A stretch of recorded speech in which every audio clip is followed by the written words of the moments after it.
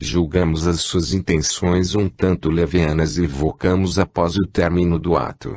Ele nos atendeu ao chamado e reprovou com severidade o nosso julgamento temerário. Não sou o que pensas, sou o seu guia e seu espírito protetor e estou encarregado de dirigi-la.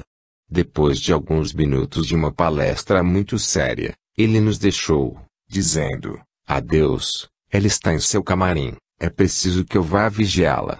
Em seguida, evocamos o espírito Weber, autor da ópera, e lhe perguntamos o que achava da execução de sua obra. Não foi de todo má, mas foi fraca. Os atores se limitam a cantar. Faltou inspiração.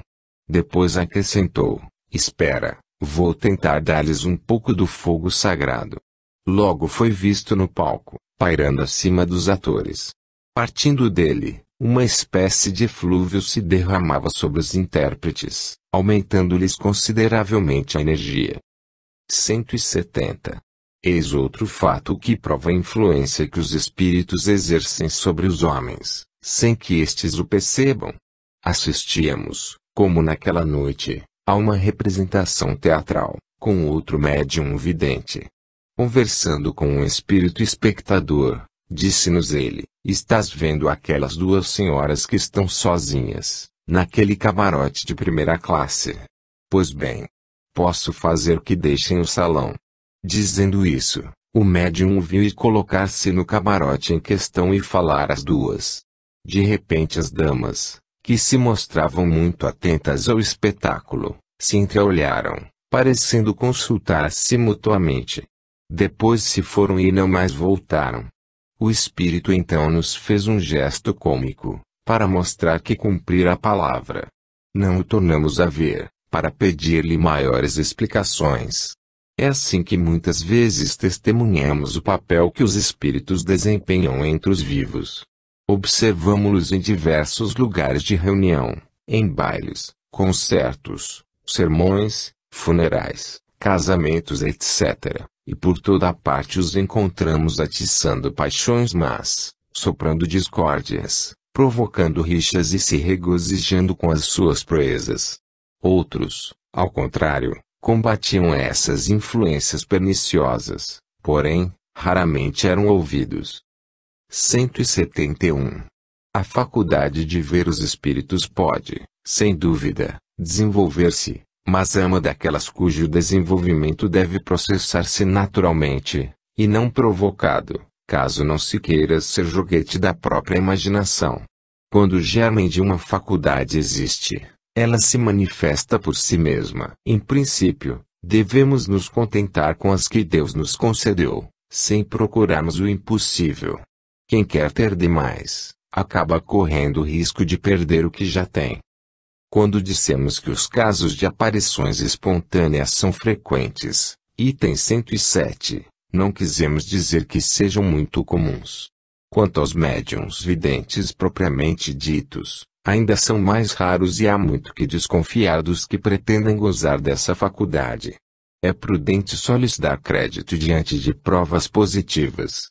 Não nos referimos sequer aos que alimentam a ridícula ilusão de ver os espíritos glóbulos, que descrevemos no item 108, falamos apenas dos que dizem ver os espíritos de modo racional. Algumas pessoas, sem dúvida, podem enganar-se de boa fé, mas outras também podem simular esta faculdade por amor próprio ou por interesse. Neste caso, deve-se levar em conta principalmente o caráter, a moralidade e a sinceridade habituais. Todavia, é sobretudo nas particularidades que se pode encontrar o meio mais seguro de controle das manifestações, já que existem algumas que não podem dar margem a qualquer suspeita, como a exatidão em retratar espíritos que o médium jamais conheceu quando encarnados. O fato seguinte pertence a esta categoria. Uma senhora viúva, cujo marido se comunica frequentemente com ela, estava certa vez em companhia de um médium vidente que não a conhecia nem a sua família. Em dado momento, o médium lhe disse: vejo um espírito perto da senhora. Ah, disse ela por sua vez, com certeza é meu marido, que quase nunca me deixa. Não, respondeu o médium É uma mulher de certa idade, está penteada de modo estranho, traz uma faixa branca na testa. Por essa particularidade e outros detalhes descritos, a viúva reconheceu sua avó, em quem absolutamente não pensava naquele momento, de maneira tal a não deixar qualquer dúvida. Se o médium quisesse simular a faculdade, seria mais fácil concordar com o pensamento da senhora. Entretanto, em vez do marido, que ocupava sua mente, o médium viu uma mulher, com uma particularidade no penteado, da qual coisa alguma lhe podia dar ideia. Este fato prova também que a visão do medianeiro não era reflexo de qualquer pensamento estranho. Veja-se o item 102. Médiuns sonambúlicos. 172. O sonambulismo pode ser considerado como uma variedade da faculdade mediúnica, ou melhor, são duas ordens de fenômenos que frequentemente se acham reunidos. O sonâmbulo age sob a influência do seu próprio espírito, é sua alma que, nos momentos de emancipação, vê, ouve e percebe, fora dos limites dos sentidos. Ele tira de si mesmo o que expressa. Em geral, suas ideias são mais justas do que no estado normal, e mais amplos os seus conhecimentos, porque sua alma está livre. Numa palavra, ele vive antecipadamente a vida dos espíritos. O médium, ao contrário, é instrumento de uma inteligência estranha, é passivo, e o que diz não vem dele. Em resumo, o sonâmbulo exprime o seu próprio pensamento, ao passo que o médium expressa o pensamento de outrem. Mas o espírito que se comunica com o médium comum também pode fazê-lo com o sonâmbulo. Aliás, o estado de emancipação da alma provocada pelo sonambulismo facilita essa comunicação. Muitos sonâmbulos veem perfeitamente os espíritos e os descrevem com toda a precisão quanto os médiuns videntes. Podem conversar com eles e transmitir-nos o seu pensamento. O que dizem, fora do âmbito de seus conhecimentos pessoais, quase sempre lhes é sugerido por outros espíritos. Aqui está um exemplo notável, em que a duplação do espírito do sonâmbulo e do outro espírito se revela de modo inequívoco. 173. Um de nossos amigos utilizava como sonâmbulo um rapaz de 14 a 15 anos, de inteligência muito vulgar e instrução extremamente precária. Entretanto, no estado de sonambulismo, deu provas de lucidez extraordinária e de grande perspicácia. Distinguia-se principalmente no tratamento das enfermidades, tendo feito grande número de curas consideradas impossíveis. Certo dia, dando consulta a um doente, descreveu a moléstia com absoluta exatidão. Não basta, disseram-lhe traço, agora é preciso que indiques o remédio. Não posso, respondeu traço, meu anjo doutor não está aqui. Quem é esse anjo doutor de quem falas? O que dita os remédios? Então, não és tu que vês os remédios? Oh! Não, eu já não disse que é o meu anjo doutor quem os indica. Assim, nesse sonâmbulo, a ação de ver uma hora do seu próprio espírito que, para isso, não precisava de assistência alguma, embora a indicação dos remédios lhe fosse dada por outro espírito. Não estando presente esse outro, ele nada podia fazer. Quando só, era apenas um sonâmbulo, assistido por aquele a quem chamava seu anjo doutor, era sonâmbulo médium. 174. A lucidez sonambúlica é uma faculdade que depende do organismo e que nada tem a ver com elevação, o adiantamento e mesmo o estado moral do indivíduo. Pode, pois, um sonâmbulo ser muito lúcido e ao mesmo tempo incapaz de resolver certas questões, se o seu espírito for pouco adiantado.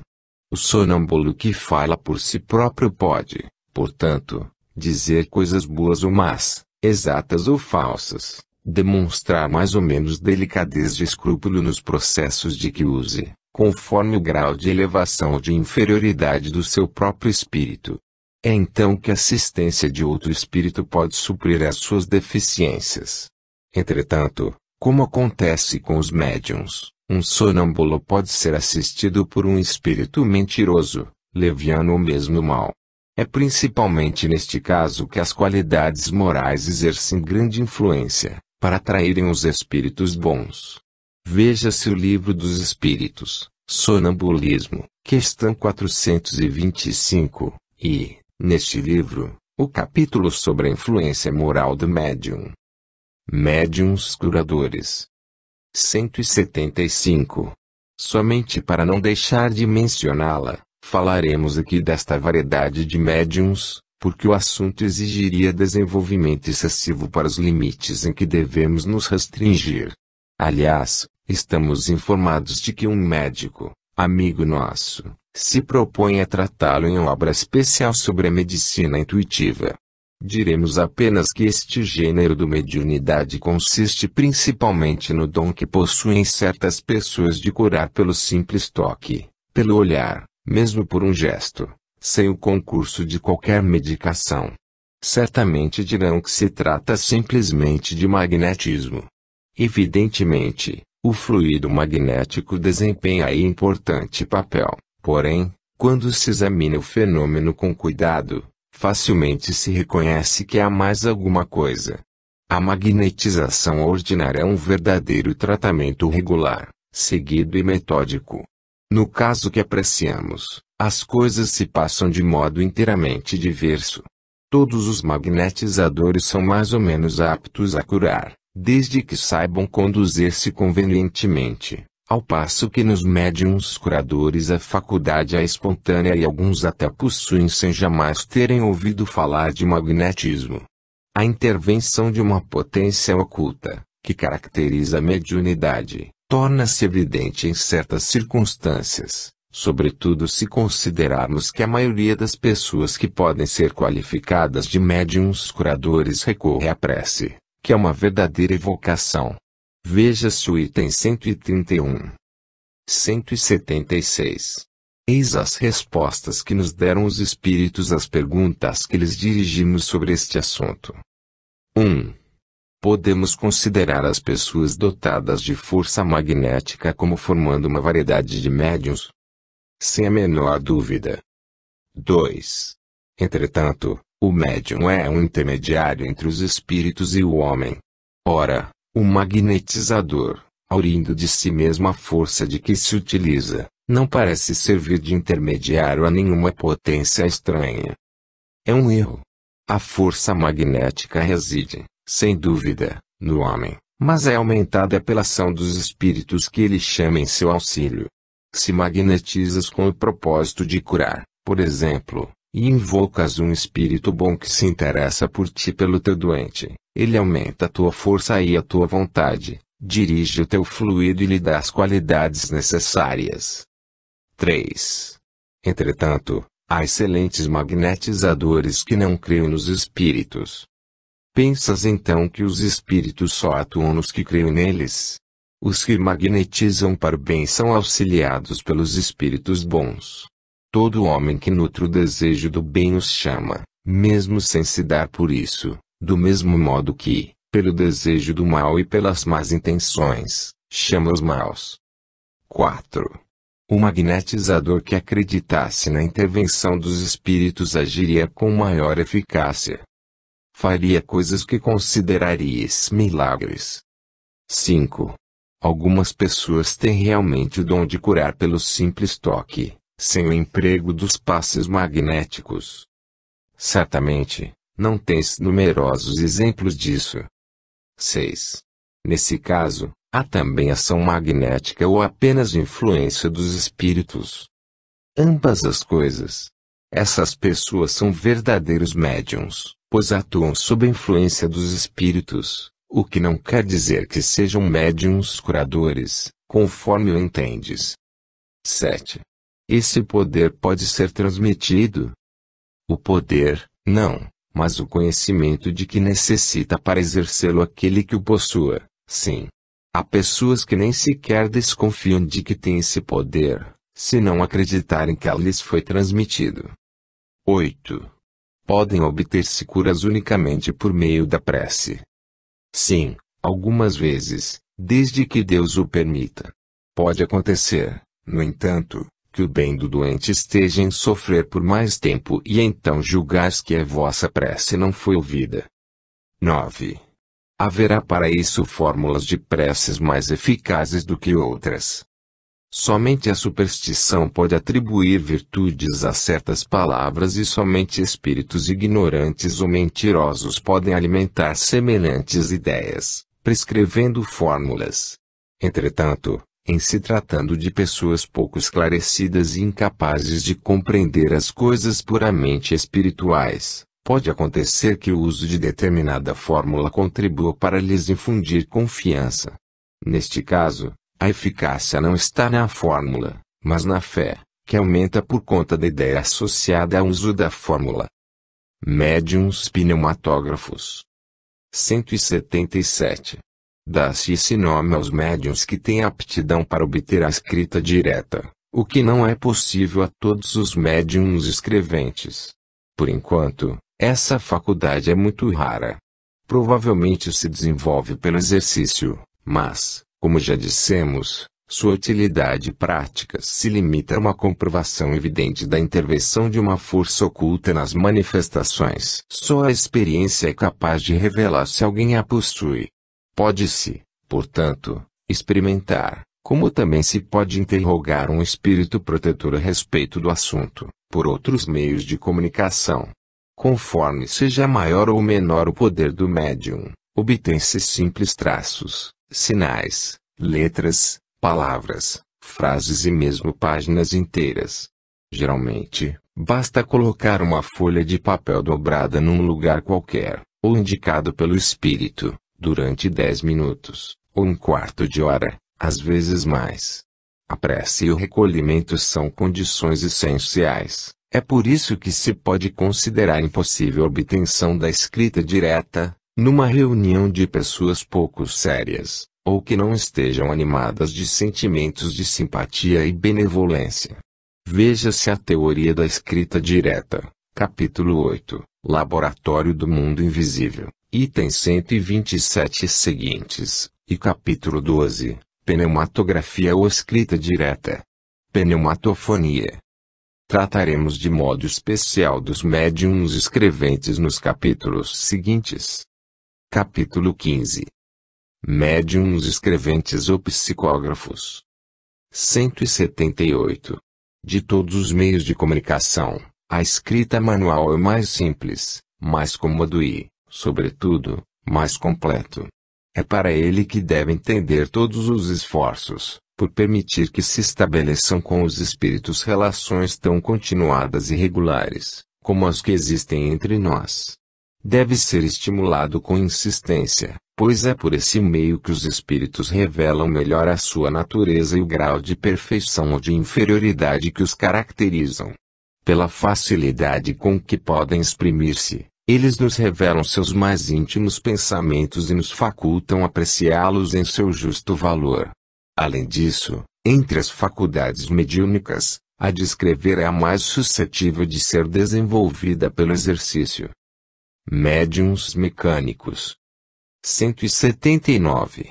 Quem examinar certos efeitos que se produzem nos movimentos da mesa, da cesta ou da prancheta que escreve não poderá duvidar de uma ação exercida diretamente pelo espírito sobre esses objetos. Algumas vezes, a cesta se agita com tanta violência que escapa das mãos do médium e não raro se dirige a certas pessoas da assistência para nelas bater. De outras vezes, seus movimentos revelam um sentimento afetuoso. Dá-se a mesma coisa quando o lápis está colocado na mão do médium, frequentemente atirado longe com força, ou então a mão, bem como a cesta, se agitam convulsivamente e batem na mesa de modo colérico, mesmo quando o médium se encontra bastante calmo e se admira de não poder controlar-se. Digamos, de passagem, que tais efeitos demonstram invariavelmente a presença de espíritos imperfeitos. Os espíritos realmente superiores são sempre calmos, dignos e benévolos, se não são ouvidos de maneira conveniente, retiram-se e outros lhes tomam lugar. O espírito pode, pois, exprimir diretamente suas ideias, quer movimentando um objeto a que a mão do médium serve de simples ponto de apoio, quer acionando a própria mão. Quando o espírito atua diretamente sobre a mão do médium, ele lhe dá uma impulsão completamente independente da vontade deste último. Enquanto o espírito tiver alguma coisa a dizer, a mão se move sem interrupção e a revelia do médium, parando somente quando o ditado termina. Nesta circunstância, o que caracteriza o fenômeno é que o médium não tem a menor consciência do que escreve. Essa inconsciência absoluta é peculiar aos chamados médiums passivos ou mecânicos. Trata-se de faculdade preciosa, por não permitir dúvida alguma sobre a independência do pensamento daquele que escreve. Médiums intuitivos. 180. A transmissão do pensamento também se dá por meio do espírito do médium, ou melhor, de sua alma, já que designamos por esse nome o espírito encarnado. O espírito comunicante não atua sobre a mão para fazê-la escrever, não a toma, nem a guia. Atua sobre a alma, com a qual se identifica. A alma do médium, sob esse impulso, dirige sua mão e a mão dirige o lápis. Notemos aqui uma coisa importante: o espírito comunicante não substitui a alma do médium, visto que não poderia deslocá-la, domina-a, a revelia dela, e lhe imprime a sua vontade. Em tal circunstância, o papel da alma não é inteiramente passivo, é ela quem recebe o pensamento do espírito comunicante e o transmite. Nessa situação, o médium tem consciência do que escreve, embora não exprima o seu próprio pensamento. É o que se chama médium intuitivo. Se for assim, retrucarão, nada prova que seja um espírito estranho quem escreve, e não a alma do médium. De fato, algumas vezes a distinção é bastante difícil de se fazer, o que tem pouca importância. Todavia, é possível reconhecer se o pensamento sugerido, pelo fato de nunca ser preconcebido, surge à medida que a escrita vai sendo traçada e, não raras vezes, é contrário à ideia que o médium fazia do assunto, antes de começar a escrevê-lo. Pode, inclusive, estar fora dos conhecimentos e capacidades do médium. O papel do médium mecânico é o de uma máquina, o médium intuitivo age como faria um intérprete.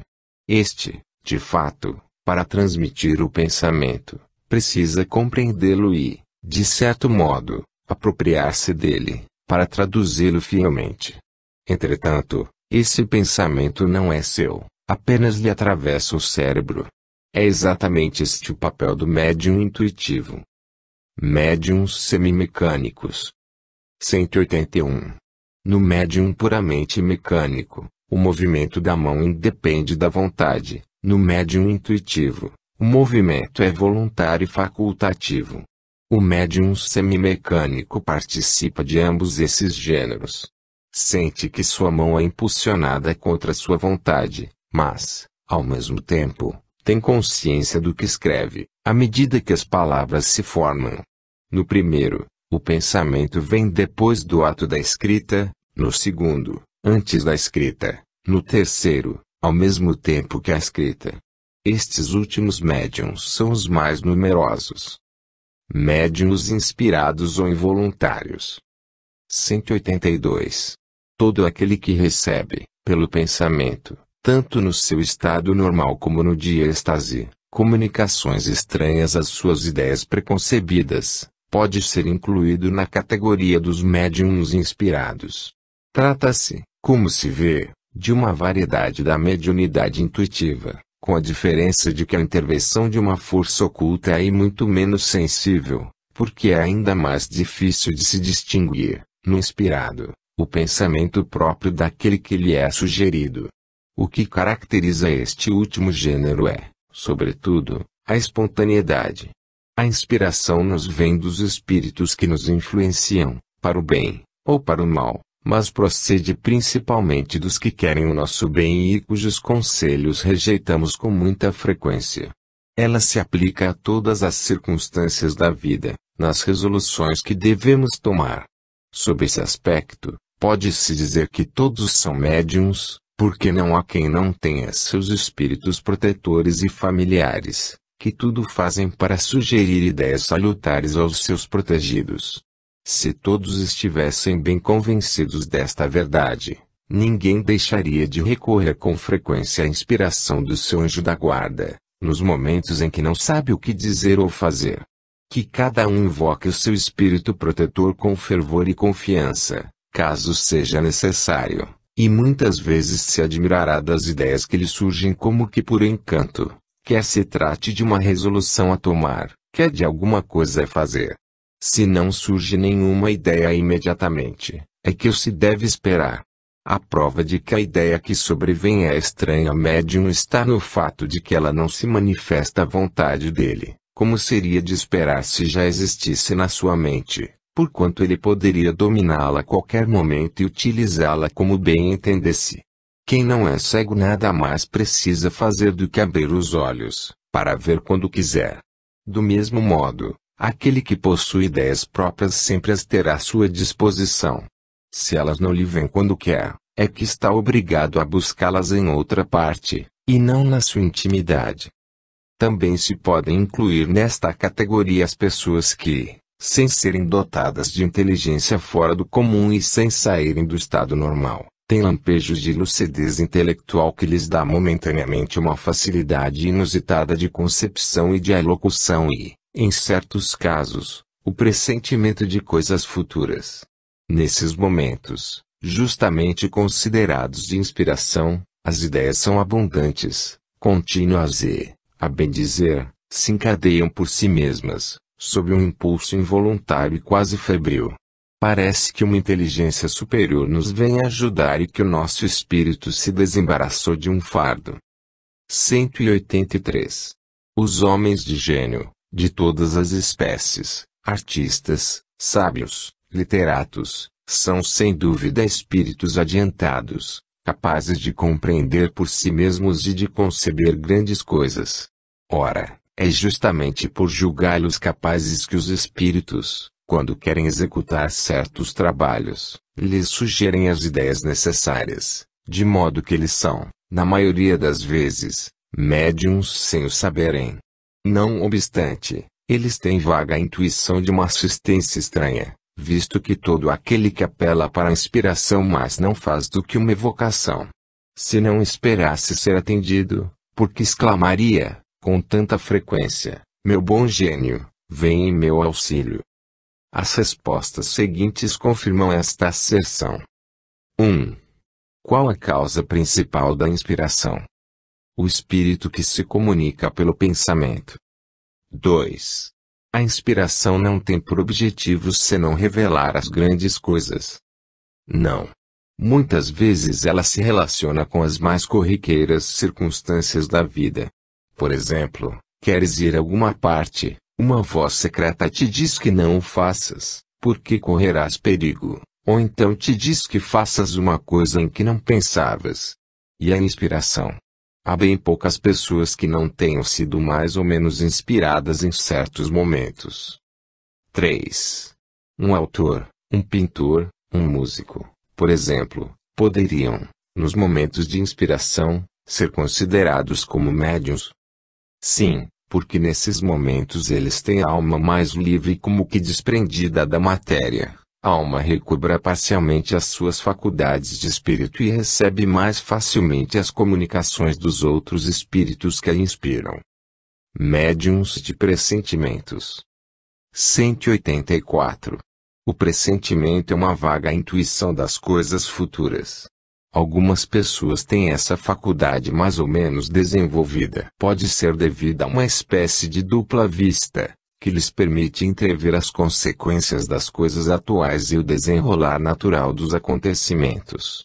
Mas, muitas vezes, também é resultado de comunicações ocultas, e é principalmente neste caso que se pode dar aos que delas são dotados o nome de médiuns de pressentimentos, que constituem uma variedade dos médiuns inspirados. Capítulo 16. Médiuns especiais. Aptidões especiais dos médiuns. 185.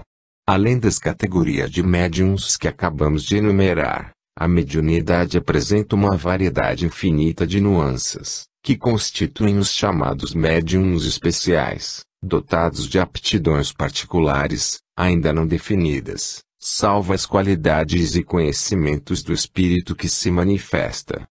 A natureza das comunicações guarda sempre relação com a natureza do espírito e traz a marca da sua elevação ou da sua inferioridade, de seu saber ou de sua ignorância. Mas, em igualdade de merecimento, do ponto de vista hierárquico, há nele incontestavelmente uma propensão para se ocupar de uma coisa de preferência a outra. Os espíritos batedores, por exemplo, raramente se afastam das manifestações físicas e, entre os que dão comunicações inteligentes, há espíritos poetas, músicos, desenhistas, moralistas, sábios, médicos etc. Referimos-nos aos espíritos de mediana categoria, pois as aptidões se confundem na unidade da perfeição, quando eles atingem certo grau de elevação.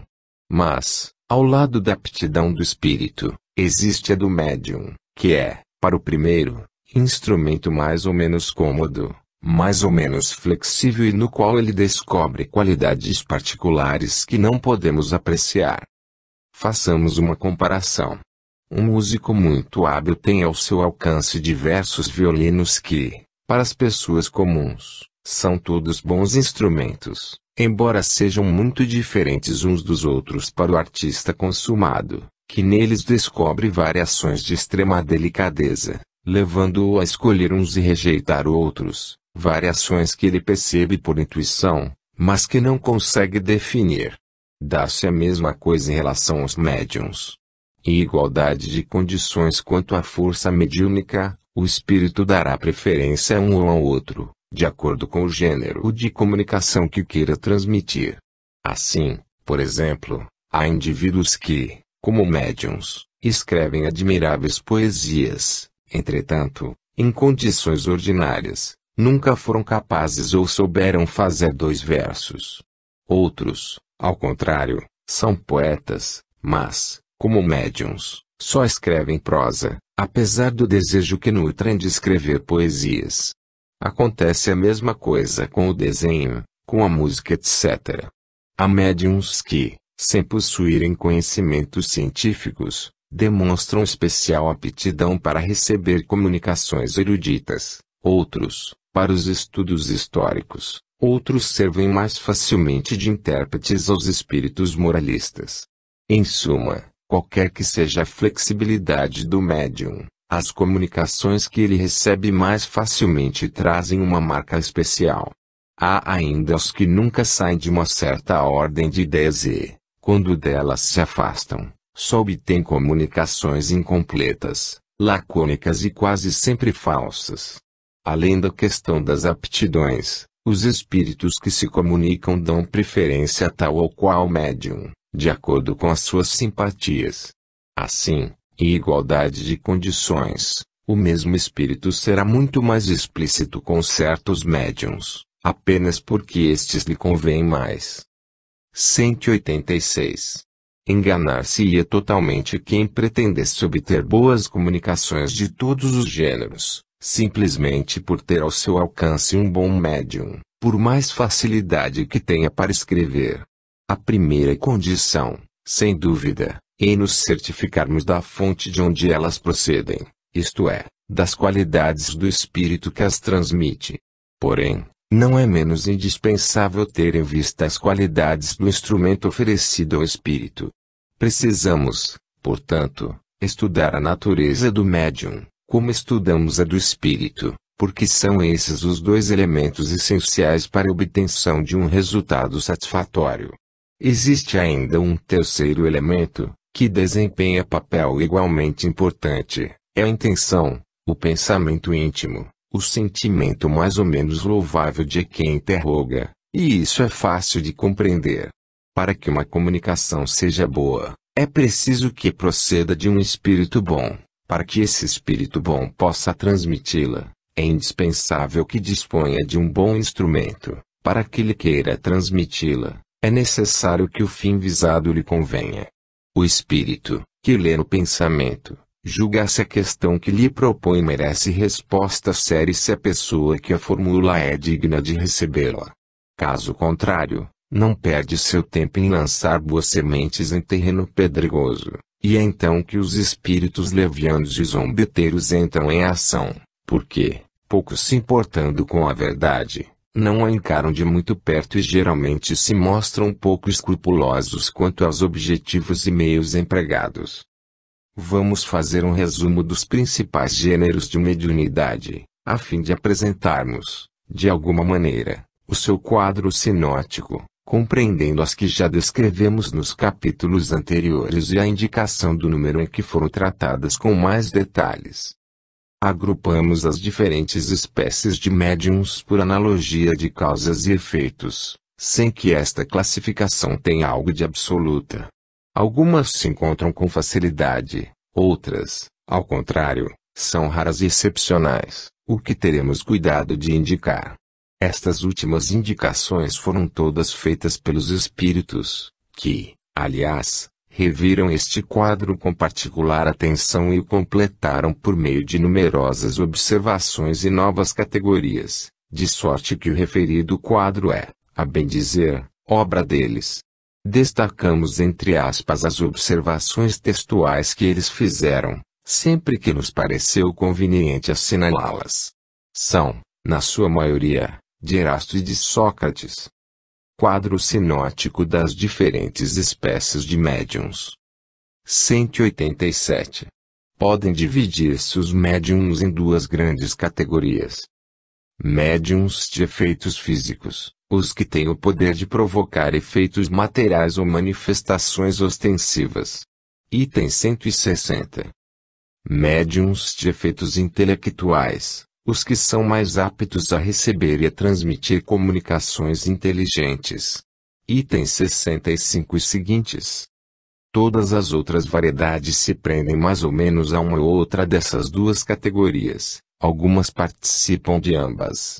Se analisarmos os diferentes fenômenos produzidos sob influência mediúnica, veremos que, em todos, há um efeito físico, e que aos efeitos físicos se associa quase sempre um efeito inteligente. Algumas vezes é difícil determinar o limite entre os dois, mas isso não apresenta nenhuma consequência. Incluímos sob a denominação de médiuns de efeitos intelectuais os que podem, mais particularmente, servir de intermediários para as comunicações regulares e contínuas. Item 133. 188. Espécies comuns a todos os gêneros de mediunidade. Médiuns sensitivos, pessoas que são capazes de sentir a presença dos espíritos, por uma impressão geral ou local, vago material. A maioria delas distingue os espíritos bons dos maus, pela natureza da impressão. Item 164. Os médiuns delicados e muito sensíveis devem abster-se das comunicações com os espíritos violentos, ou cuja impressão é penosa, por causa da fadiga que daí resulta. Médiuns naturais ou inconscientes, os que produzem os fenômenos espontaneamente, sem nenhuma participação da própria vontade e, na maioria das vezes, a sua revelia. Item 161. Médiuns facultativos ou voluntários, os que têm o poder de provocar os fenômenos por ato da própria vontade. Item 160. Seja qual for essa vontade, eles nada podem, se os espíritos se recusam, o que prova a intervenção de uma força estranha. 189. Variedades especiais para os efeitos físicos. Médiuns tiptólogos, aqueles sob cuja influência se produzem os ruídos e as pancadas. Variedade muito comum, com ou sem intervenção da vontade. Médiuns motores, os que produzem o movimento dos corpos inertes. Muito comuns. Item 61. Médiuns de translações e de suspensões, os que produzem a translação aérea e a suspensão dos corpos inertes no espaço, sem ponto de apoio. Entre eles há os que podem elevar-se a si mesmos.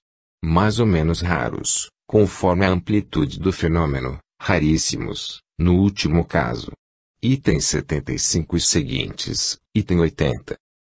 Médiuns de efeitos musicais, os que provocam execução de composições musicais, sem qualquer contato com os instrumentos. Muito raros. Item 74, pergunta 24. Médiuns de aparições, os que podem provocar aparições fluídicas ou tangíveis, visíveis para os assistentes. Excepcionais. Item 100, pergunta 27, item 104. Médiuns de transporte, os que podem servir de auxiliares aos espíritos para o transporte de objetos materiais. Variedade de médiuns motores e de translações. Excepcionais. Item 96. Médiuns noturnos, os que só obtêm certos efeitos físicos na obscuridade. Eis a resposta de um espírito à pergunta que fizemos sobre a possibilidade de se considerarem esses médiuns como constituindo uma variedade. Certamente se pode fazer disto uma especialidade, mas esse fenômeno depende mais das condições ambientes do que da natureza do médium ou dos espíritos. Devo acrescentar que alguns escapam a essa influência do meio e que a maioria dos médiuns noturnos poderiam chegar, pelo exercício, a agir tão bem no claro quanto na obscuridade. Esta variedade de médiuns é pouco numerosa e, cumpre dizer claramente, é graças a essa condição, que oferece plena liberdade ao emprego dos truques da ventriloquia e dos tubos acústicos, que os charlatães têm abusado bastante da credulidade, fazendo-se passar por médiuns, a fim de ganharem dinheiro. Mas que importa? Os mágicos de gabinete, como os da praça pública, serão cruelmente desmascarados e os espíritos lhes provarão que agem mal, intrometendo-se na obra deles. Repito, alguns charlatães receberão, de modo bastante rude, o castigo que os fará detestar o ofício de falsos médiuns. Aliás, isso é uma questão de tempo. Erasto. Médiuns pneumatógrafos, os que obtêm a escrita direta. Fenômeno muito raro e, sobretudo, muito fácil de ser imitado pelos trapaceiros. Item 177.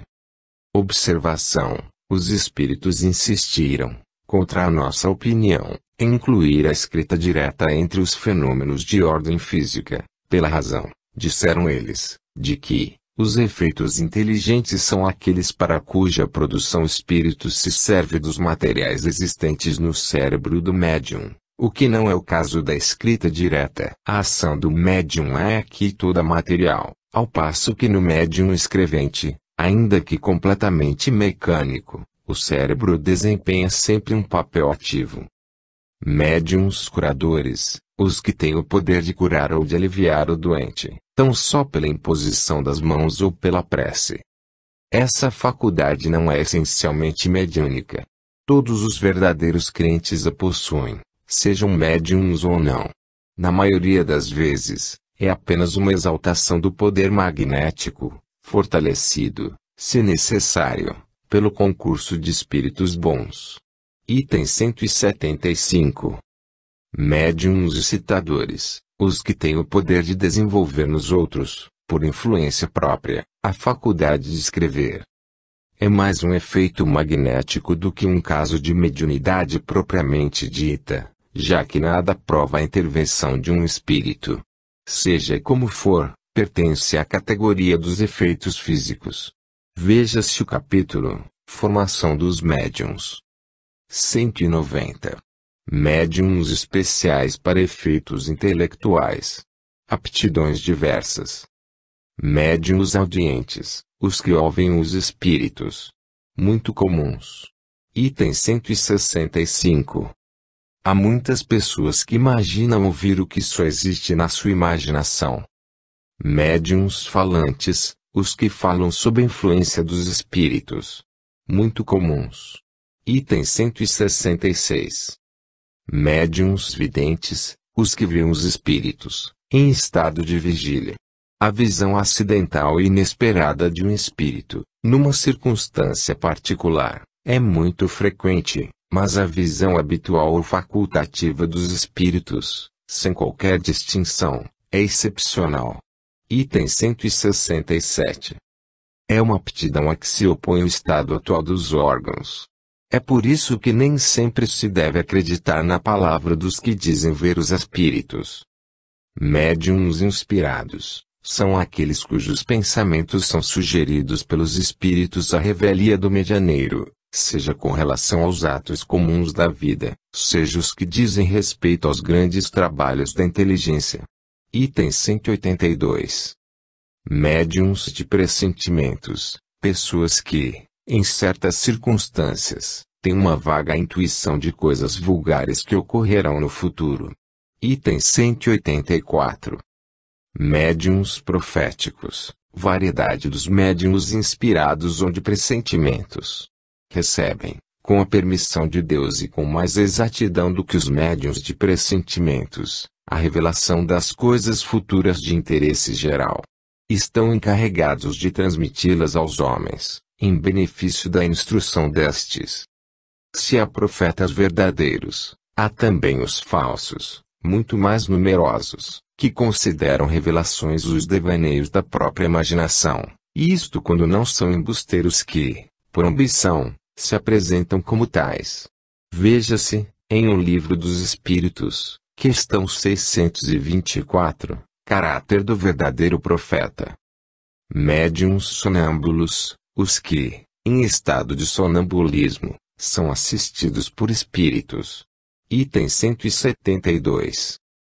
Médiuns estáticos, os que, em estado de êxtase, recebem revelações da parte dos espíritos. Muitos estáticos são joguetes da própria imaginação e de espíritos enganadores que se aproveitam da exaltação deles. São raríssimos os que merecem inteira confiança. Médiuns pintores ou desenhistas, são os que pintam ou desenham sob a influência dos espíritos. Falamos dos que obtêm trabalhos sérios, visto não se poder dar esse nome a certos médiuns que espíritos zombeteiros levam a fazer coisas grotescas, que desabonariam o mais atrasado estudante. Os espíritos levianos são imitadores. Na época em que apareceram os notáveis desenhos de Júpiter, surgiu um grande número de pretensos médiuns desenhistas, que espíritos levianos induziram a fazer as coisas mais ridículas. Um deles, entre outros, querendo suplantar os desenhos de Júpiter, se não pela qualidade, ao menos nas dimensões, fez que um médium desenhasse um monumento que ocupava muitas folhas de papel para chegar à altura de 2 andares. Muitos outros se divertiram fazendo que os médiuns pintassem supostos retratos, que eram verdadeiras caricaturas. Revista Espírita, agosto de 1858. Médiuns músicos, os que executam, compõem ou escrevem músicas, sob a influência dos espíritos. Há médiuns músicos mecânicos, semimecânicos, intuitivos e inspirados, como os há para as comunicações literárias. Veja-se médiuns de efeitos musicais. Variedade dos médiuns escreventes. 191. Primeiro, segundo modo de execução. Médiuns escreventes ou psicógrafos, os que têm a faculdade de escrever por si mesmos sob a influência dos espíritos. Médiuns escreventes mecânicos, aqueles cuja mão recebe um impulso involuntário e que não têm a menor consciência do que escrevem. Raríssimos. Item 179. Médiuns semimecânicos, aqueles cuja mão se move involuntariamente, mas que têm, instantaneamente, consciência das palavras ou das frases, à medida que escrevem. São os mais comuns. Item 181. Médiuns intuitivos, aqueles com quem os espíritos se comunicam pelo pensamento e cuja mão é conduzida voluntariamente. Diferem dos médiuns inspirados em virtude de estes últimos não precisarem escrever, ao passo que o médium intuitivo escreve o pensamento que lhe é sugerido instantaneamente, sobre um assunto determinado e provocado. Item 180. São muito comuns, mas também muito sujeitos a erro, porque nem sempre conseguem discernir o que provém dos espíritos do que procede deles mesmos. Médiuns polígrafos, aqueles cuja escrita muda com o espírito que se comunica, ou aptos a reproduzir a escrita que o espírito tinha em vida. O primeiro caso é muito comum, o segundo, o da identidade da escrita, é mais raro. Item 219. Médiuns poliglotas, os que têm a faculdade de falar ou escrever em línguas que lhes são desconhecidas. Muito raros. Médiuns iletrados, os que escrevem, como médiuns, sem saberem ler, nem escrever, no seu estado habitual. Mais raros que os precedentes. A maior dificuldade material a vencer. 192. Segundo o desenvolvimento da faculdade. Médiuns novatos, aqueles cujas faculdades não estão ainda completamente desenvolvidas e não possuem a experiência necessária. Médiuns improdutivos, os que só conseguem obter coisas insignificantes, monossílabos, traços ou letras incoerentes. Veja-se o capítulo Formação dos Médiuns. Médiuns feitos ou formados, aqueles cujas faculdades mediúnicas estão completamente desenvolvidas, transmitindo as comunicações que recebem com facilidade e presteza, sem hesitação.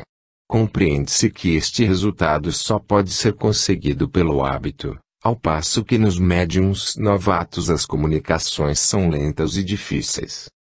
Médiuns lacônicos, aqueles cujas manifestações, embora recebidas com facilidade, são breves e sem desenvolvimento. Médiuns explícitos, as comunicações que recebem têm toda a amplitude e toda a extensão que se podem esperar de um escritor consumado. Esta aptidão resulta da expansão e da facilidade de combinação dos fluidos. Os espíritos os procuram para tratar de assuntos que comportam grandes desenvolvimentos.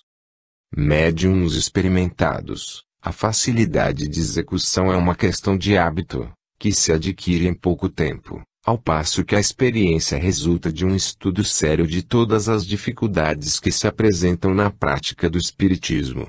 A experiência dá ao médium o tato necessário para apreciar a natureza dos espíritos que se manifestam, para julgar suas qualidades boas ou más, pelos mais minuciosos sinais, para distinguir o embuste dos espíritos zombeteiros, que se acobertam com as aparências da verdade. Facilmente se compreende a importância desta qualidade, sem a qual todas as outras perdem a sua verdadeira utilidade. O mal é que muitos médiuns confundem a experiência, fruto do estudo, com aptidão, produto da organização física. Julgam-se mestres, porque escrevem com facilidade, repelem todos os conselhos e se tornam presas de espíritos mentirosos e hipócritas, que os conquistam, lisonjeando-lhes orgulho. Veja-se, adiante, o capítulo Obsessão. Médiuns maleáveis, aqueles cuja faculdade se presta mais facilmente aos diversos gêneros de comunicações e pelos quais todos os espíritos, ou quase todos, podem manifestar-se, espontaneamente ou por evocação. Esta variedade de médiuns se aproxima bastante dos médiuns sensitivos. Médiuns exclusivos, aqueles pelos quais se manifesta de preferência um espírito, e até mesmo com exclusão de todos os demais, o qual responde pelos outros que são chamados. Isso resulta sempre de falta de maleabilidade. Quando o espírito é bom, pode ligar-se ao médium por simpatia ou com uma intenção louvável. Quando é mau, tem sempre em vista submeter o médium à sua dependência. É mais um defeito do que uma qualidade e se aproxima bastante da obsessão. Veja-se o capítulo Obsessão.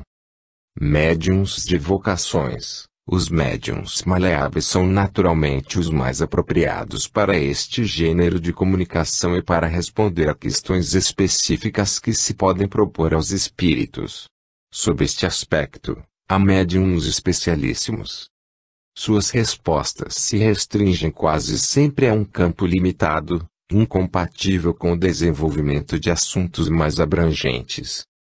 Médiuns de ditados espontâneos. Os que recebem de preferência comunicações espontâneas, isto é, de espíritos que se apresentam sem ser chamados. Quando esta faculdade é especial num médium, torna-se difícil e, às vezes, até impossível, fazer-se uma evocação por seu intermédio. Entretanto, são mais bem aparelhados que os da classe precedente. Por aparelhagem queremos nos referir aos elementos cerebrais, porque quase sempre se precisa, para não dizer em todos os casos, de maior soma de inteligência para os ditados espontâneos do que para as evocações. Entenda-se aqui, por ditados espontâneos, os que realmente merecem esse nome e não algumas frases incompletas ou alguns pensamentos banais que se encontram em todos os escritos humanos. 193. Terceiro, segundo gênero e a particularidade das comunicações. Médiuns versificadores são os que obtêm, mais facilmente do que outros médiuns, comunicações em verso. Muito comuns para versos ruins, e muito raros para versos bons. Médiuns poéticos, embora não recebam comunicações em verso, as mensagens que chegam por intermédio deles têm qualquer coisa de vaporoso, de sentimental, nada que mostrem delicadeza. São, mais do que os outros médiuns, apropriados expressão de sentimentos ternos e afetuosos. Tudo é vago nas comunicações que obtém, sendo inútil pedir-lhes ideias precisas. Muito comuns. Médiuns positivos, suas comunicações têm, geralmente, um caráter de nitidez e precisão, que se presta bastante aos detalhes circunstanciados, aos informes exatos. Muito raros. Médiuns literários não apresentam o que há de impreciso nos médiuns poéticos, nem o terra a terra dos médiuns positivos, mas dissertam com sagacidade. Têm estilo correto, elegante e, frequentemente, de notável eloquência. Médiuns incorretos podem obter excelentes coisas, pensamentos de elevada moralidade, mas num estilo prolixo, incorreto, cheio de repetições e de termos impróprios. A incorreção material do estilo decorre geralmente da falta de cultura intelectual do médium que, nesse caso, não é um bom instrumento para o espírito, embora este não ligue maior importância ao fato. Para o espírito, o essencial é o pensamento, de modo que ele vos deixa a liberdade de dar-lhe a forma que convenha. Isto, porém, não se aplica às ideias falsas e lógicas que uma comunicação possa conter, as quais constituem sempre um indício da inferioridade do espírito que se manifesta. Médiuns historiadores, os que revelam aptidão especial para as explanações históricas. Como todas as outras, esta faculdade independe dos conhecimentos do médium, pois não é raro se verem pessoas sem instrução e até crianças tratar de assuntos que estão fora do seu alcance. Variedade rara dos médiuns positivos. Médiuns científicos, não dizemos sábios, porque podem ser muito ignorantes. Apesar disso, eles se mostram especialmente aptos para receber comunicações da esfera das ciências. Médiuns receitistas têm a especialidade de servirem mais facilmente de intérpretes aos espíritos para as prescrições médicas. Não se deve confundi-los com os médiuns curadores, visto que nada mais fazem do que transmitir o pensamento do espírito, sem exercerem por si mesmos nenhuma influência. Muito comuns. Médiuns religiosos recebem especialmente comunicações de caráter religioso ou que tratam de questões religiosas, não obstante suas crenças e hábitos. Médiuns filósofos e moralistas, as comunicações que recebem têm geralmente por objeto as questões de moral e de alta filosofia. Muito comuns, quanto à moral. Todas essas nuances constituem variedades de aptidões dos bons médiuns. Quanto aos que têm uma aptidão especial para comunicações científicas, históricas, médicas e outras, fora do alcance de suas especialidades atuais, podeis estar certos de que possuíam esses conhecimentos em existência anterior e os conservaram em estado latente, fazendo parte dos elementos cerebrais necessários à manifestação do espírito. Esses elementos abrem caminho ao espírito para a transmissão de ideias que lhe são próprias, de sorte que em tais médiums ele encontra instrumentos mais inteligentes e mais maleáveis do que num médium ignorante. Erasto. Médiums de comunicações triviais e obscenas. Estas palavras indicam o gênero de comunicações que alguns médiums recebem